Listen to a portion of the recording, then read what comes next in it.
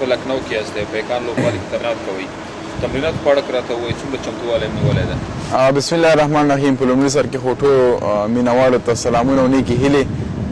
واقعا تر اوسه پورې تمرینات ډېر ښه روان دي د ویسټ انډیز په وړاندې چې کومې لوبې لرو د هغې لپاره 15 شپږ ورځې مخکې چې موږ راغلي وو هدف همدا و د دغې ځي هوا سره د دغې ځي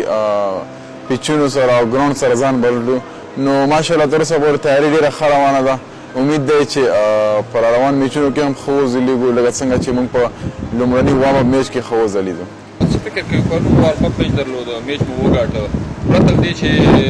هغه سپینران چې موږ په حساب کوو لکه تاسو نبي او مشرک ونه کوو تاسو میچ وګاټه آیا رښتیا هم دغه نوي بالران چې نوي امین شرف او دوی هلکانو چې بالینګ وکړو ګلبدین او دا نور هلکانو چې بال وکړو تاسو ته څومره هیلې پیدا کړي واقعا هغوی کوم بولینګ ترسره کړو په شروع کې په هغې وکټ باندې واقعا د ستایلو وړو دوی کې هغه استعداد هغه ټیلنټ شته دی یوازینی صرف د دوی د تشویق دی سپورټ دی نو انشاءالله امید دی چې روان میچونو کې هم خو همدغسې وځلیږي بولینګ ترسره کړي که دوی ښه ځلیږي نو موږ نه هم هغه بوج او هغه لرې کېږي از سینیر بولر زه نبي مجیب هم نه ولو بیا هم هغوی چې څنګه بولینګ ترسره کړه واقعا ډېر ښه بولینګ و او انشاءالله پورې امید دی چې په راروان میچونو کې هم همدغسې ښه وځلیږي څه فکر کوئ پرون د تاسو لوبغاړي هم د 150 منټو په هدف په تعقیب باندې یو څو لوبغاړي سر کې زر وسوځېدل څه فکر کوئ هغه بالرانو ښه بالینګ وکړو که نه هلکانو تادي وکړله یا شاټ کې ستونزه وه شاټ وهلو کې شاټ سلیکشن کې ستونزه وه یا هغه څه چې ما لیدل په هغه پس بالرانو کې هغه څه پکې ښکاره نه شو چې لپاره چې دوی مشهور دي هغه سختې سختې بانسرې چې وکړي واقعا شروع کې پرون موږ وکټې د لاسه ورکړې خو بیا هم که وګورې نوي بال سره په دغسې وکټ باندې بیټینګ ډېر مشکلات جوړولو څنګه چې ویسټ انډیز هم ډېر سټرګل کولو شروع کې نوي بال سره نو پرون د موږ دپاره یو بهترینه موقع وه تر څو موږ د وکټ سره ځان بلد کړو او روان مهم میچونو ته پلان جوړ کړو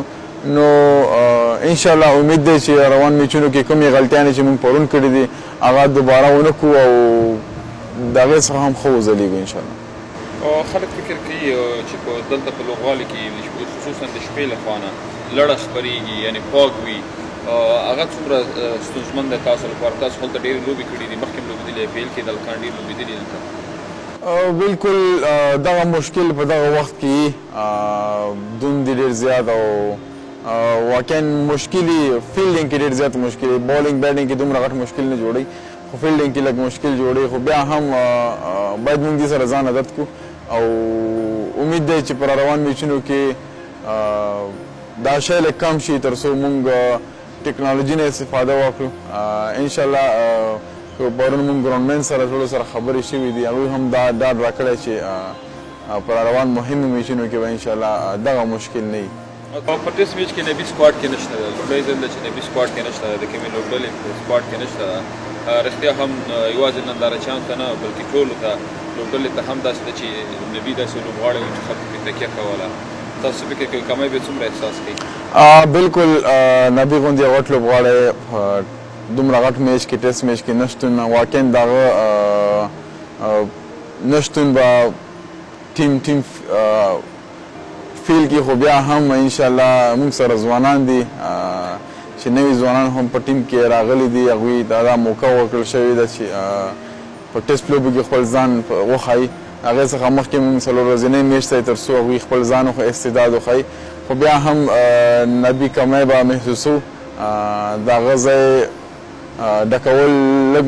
مشکل ده ډېر زیات مشکل ده فلحال خو انشاءالله امید دی چې زر تر زره دا ځای ډک کړو تر څو موږ دغه مشکل نه ځان وباسو